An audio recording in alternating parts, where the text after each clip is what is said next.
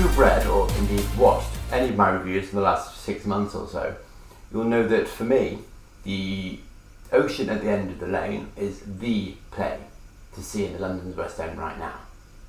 Right now being March 2022. As I said then.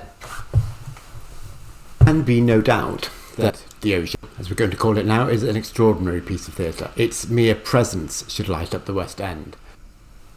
Sums it up rather nicely, I would say.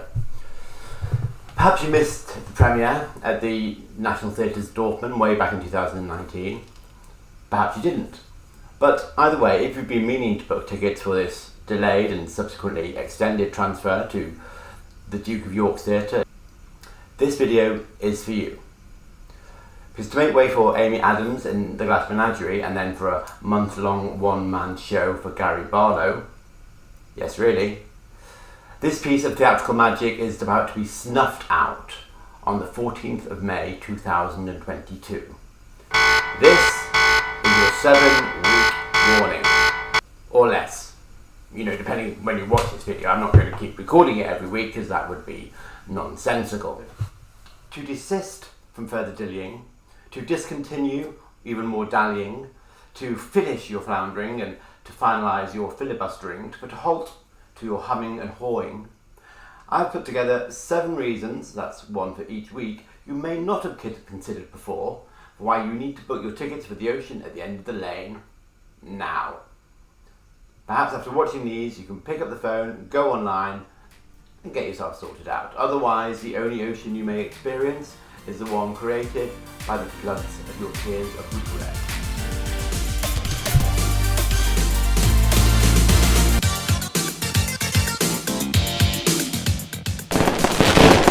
If you know Neli Gaiman, think of the worlds he creates, from American Gods to Coraline, Good Omens to Stardust, and the eagerly anticipated Netflix adaptation of The Sandman.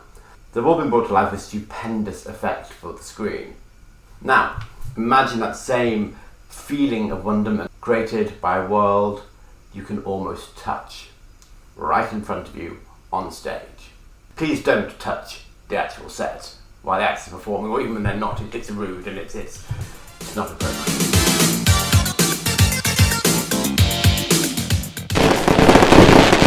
Prowess of the backstage crew may not be the reason you go to the theatre in the first place, but it will often be the reason you stay. The experience of the crew on The Ocean at the End of the Lane brings together the magic of Harry Potter, the puppetry of Warhorse, the movement from the curious incident of the dog in the night time, a winning recipe from the experts in their game.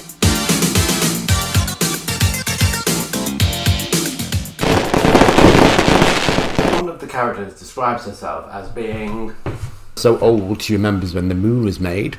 It adds a certain gravitas to the tale, one that could only be bettered if the same line could be used by the actor playing the role. Sorry, Angela.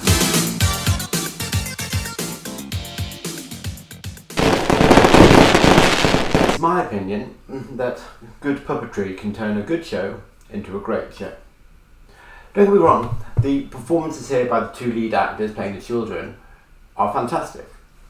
As I said, Often joyous, often very moving performance by James Bamford, Betty Hempstock, an enthralling Nia Towell in her West End debut. But when the actors are temporarily replaced by their puppet selves as they swim the depths of the titular ocean, you'll get goosebumps on the back of your neck. Of course, I should point out that not all puppets are good. Think more of the point of reference being Warhorse rather than Chucky.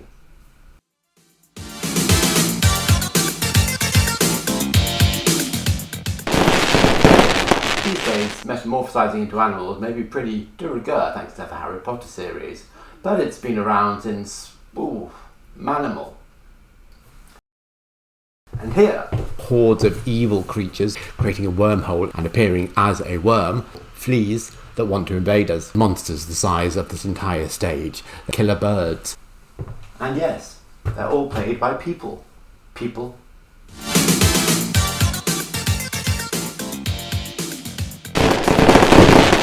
Now, it's hardly surprising this creation is so magical when you look at the origins of the author's name. Just take the letters from Neli Gaiman, rearrange them a little more, but you've kind of got a French conjurer.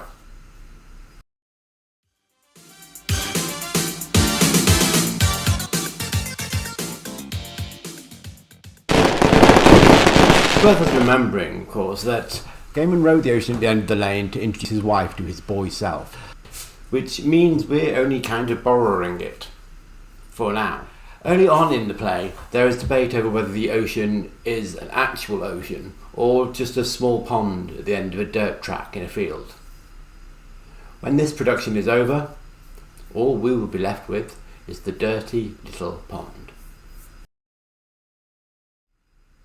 So, a recap of just 7 reasons you may not have thought about before why you should book for the Ocean at the End of the Lane before it closes on, to remind you, the 14th of May. The wonderment of Gaiman's world on stage. The know-how of the amazing stage crew. The old and wise words. The nifty puppetry. People becoming animals. Origins of magic in the writer's name. And, of course, the oceans. Is the message clear enough?